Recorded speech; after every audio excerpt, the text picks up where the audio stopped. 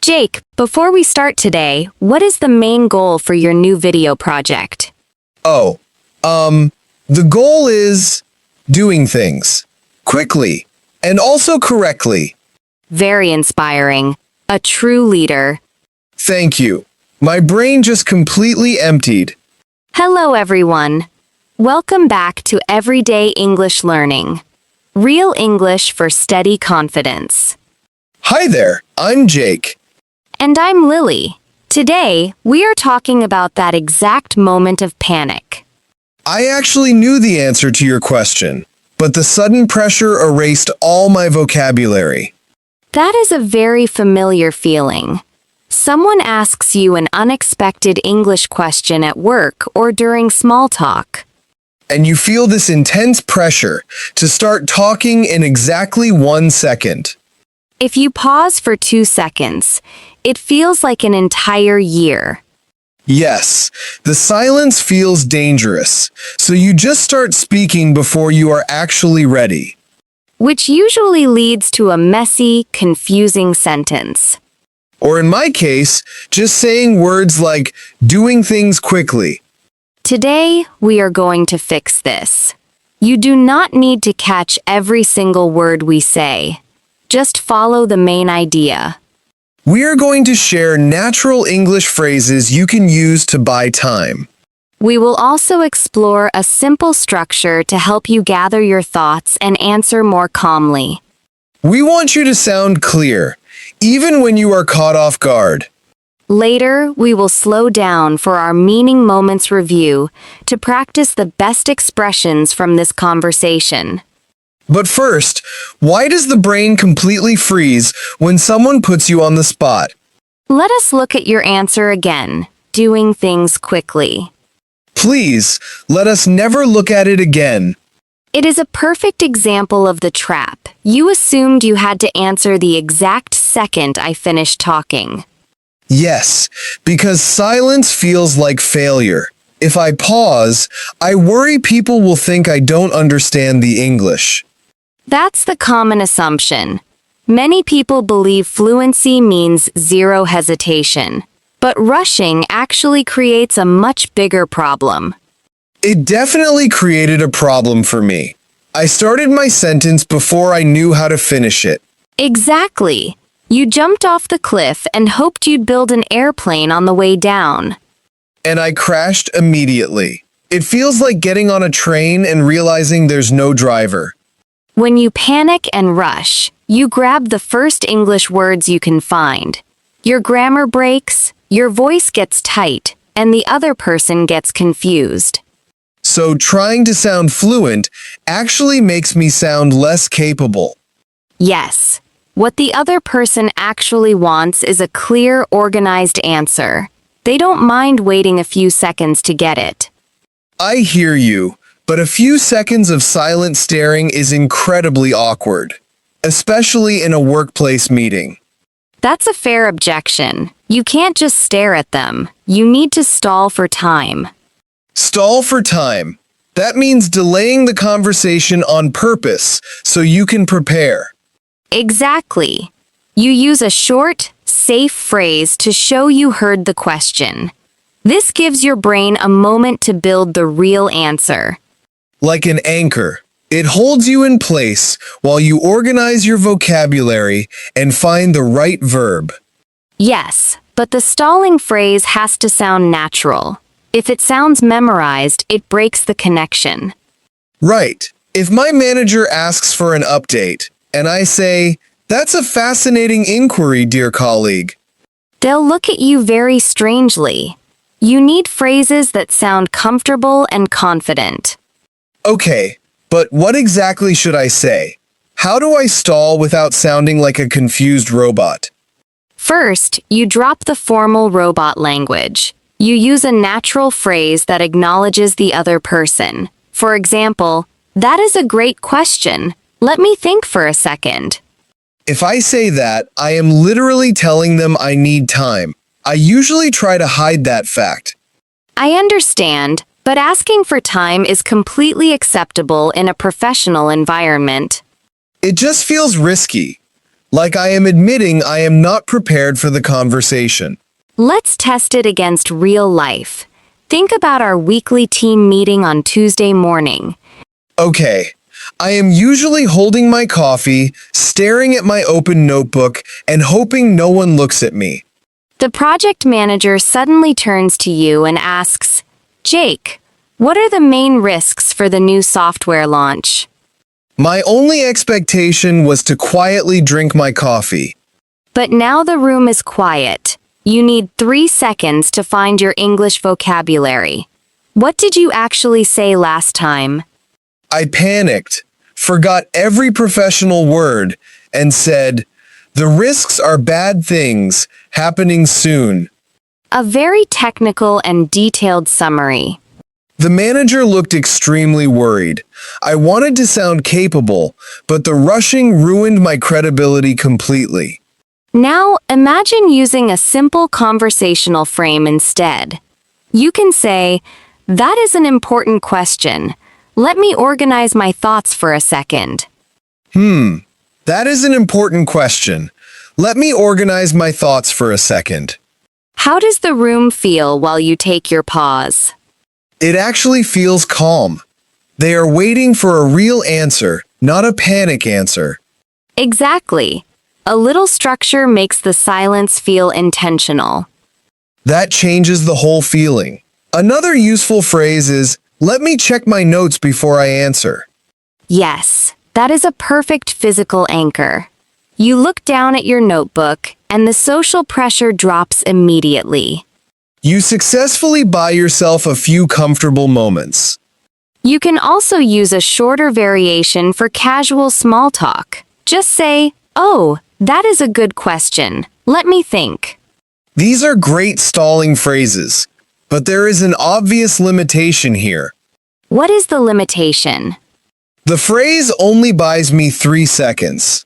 When the comfortable silence ends, I still have to actually answer the complex English question. That is a very valid objection. The stalling phrase opens a window, but you still have to step through it. Exactly. If I look at my notebook for 3 seconds, I just delay the panic. The manager is still waiting for my brilliant English analysis. That is where the trap changes shape. You assume you need to deliver a perfect, complete paragraph. Because they asked a big question. What are the main risks?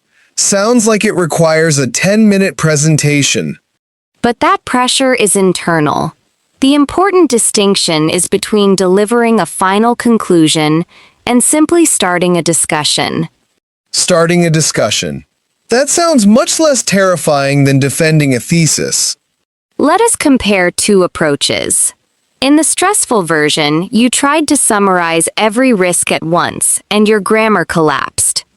Yes, bad things happening soon was my extremely professional summary. Now, imagine you buy time with your stalling phrase. Then, you only name one specific area. So I just give them a single category instead of the whole solution? Yes. You can say one area to watch is the timeline. Would you like me to expand on that? Oh, one area to watch is the timeline. Would you like me to expand on that? How does that feel compared to your original answer? It feels entirely different. I am in control. If they say yes, my brain only has to talk about the timeline. You successfully divided the complex question into a small, manageable piece. But what if my manager does not want to choose? What if they just say, "Tell me everything"? That is a realistic limitation. If the person is very rushed, they might not want a guided discussion. Right. If they are in a hurry, asking them another question might annoy them. True. In that case, you still name the first category, but you provide the direction yourself. You say, one area to watch is the timeline. For example, I see. I use the first category as my stepping stone. but how do I build the rest of the answer without rambling? We solve the rambling problem with a very simple three-step structure. I call it anchor, answer, ask. Anchor, answer, ask. That sounds easy to remember. Step 1 is anchor. You use your safe stalling phrase to gather your thoughts. Like, let me check my notes before I answer. Exactly. Step 2 is answer. You deliver your single, specific category, just like you did with the timeline. And step 3 is ask. You return the energy to the other person. Yes. You ask a small question to check if they want more detail. Would you like me to expand on that? Perfect. Let us test it in a different situation. Imagine you are in a job interview. Okay, my hands are sweating already. The interviewer asks, "What is your greatest professional challenge?" Oh, that is a huge question. Let me think for a second. Good. You used the anchor. Now, give one specific One major challenge was managing a remote team last year. Excellent. Now use the ask step. Would you like me to give a specific example from that project? That is a flawless response. You sound organized, calm, and fully in control. I really do. But what if my anchor buys me 3 seconds and my mind is still completely blank? That is very realistic. In that case, your answer step becomes an honest boundary. So I can just say, let me verify that detail and get back to you. Exactly. You do not have to invent a terrible answer. Just promise to deliver it later. That removes so much pressure. I can just send an email later. Now I want the listener to try. Imagine you just shared a brief project update. You need to check if the manager wants more information. Answer out loud right now. Use a simple question to pass the conversation back. Give it a try. Excellent. Would you like me to expand on that? Is a perfect choice. I feel much better about unexpected questions now. Good. Now we need to practice. Let us move to our language review. I am ready for it. Let us slow down for today's meaning moments. This is where we review the best vocabulary from our conversation. Exactly. Let us look at our first phrase. Earlier, we talked about being caught off guard. That is exactly how I felt when you asked me about my video project. I was holding my coffee and suddenly panicking. When you are caught off guard, you are completely surprised by something you did not expect. You are not ready. So the unexpected question catches you before your brain is prepared. Yes. Repeat, caught off guard. Caught off guard. Our second phrase is stall for time. Jake, why is this useful? Because a few seconds of silence feels like an entire year. You need to delay the conversation safely. Right. To stall for time means to intentionally delay things so you can prepare. Like using a phrase to anchor yourself while you find the correct English verb. Perfect. Repeat, stall for time. Stall for time. Our last phrase comes from our anchor, answer, ask framework. The phrase is expand on. We used it in the question, would you like me to expand on that? To expand on something means to add more details to a topic you just mentioned. It is a polite way to ask if the other person needs a longer explanation. Yes. Repeat, expand on. Expand on. Now it is time for Say It Better. We will upgrade 2 basic sentences. Okay, what is the first basic sentence? Imagine someone asks a complex question, and you say, "I need to think." It is honest, but it sounds a bit too blunt for a formal meeting. A stronger, more professional version is, "Let me organize my thoughts for a second." That sounds much calmer. I am in control of the pause. What about this basic sentence? Here is one part of the answer. That works, but we can make it sound more capable. We can use our answer step. Say, one area to watch is the timeline.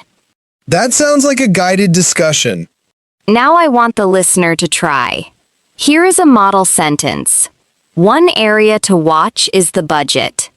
Change the final word to schedule and speak your new sentence out loud right now. Give it a try. Excellent. One area to watch is the schedule. I feel much more prepared to use these phrases at work tomorrow. So, the next time I surprise you with a question about your video project, I will safely hold my coffee, and I will not try to build an airplane while falling off a cliff. that is a much safer strategy. The main idea today is that you do not need to rush your words just to fill the silence. Right.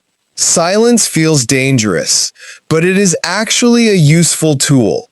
You can use a simple phrase to anchor yourself and stall for time. Yes, that gives your brain a moment to find the right vocabulary.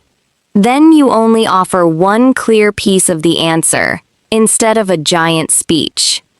And finally, you pass the conversation back. You check if they need more details. Anchor, answer, ask. Exactly. Your small action for this week is to notice when you feel rushed in a conversation. Just let the other person finish their sentence completely before you start yours. That takes a lot of unnecessary pressure off. We want to hear from you too. What is one English phrase you plan to use to safely buy yourself a few seconds? Let us know your favorite phrase in the comments. And if this conversation helped you today, please subscribe to Everyday English Learning. It really helps us keep making these episodes for you. Remember, speaking clearly does not mean speaking instantly. A calm pause is a sign of confidence, not a lack of fluency. That is a very true statement. I'm Lily. And I'm Jake. Thank you for practicing with us today. We will talk to you soon. Take a comfortable pause and have a great week.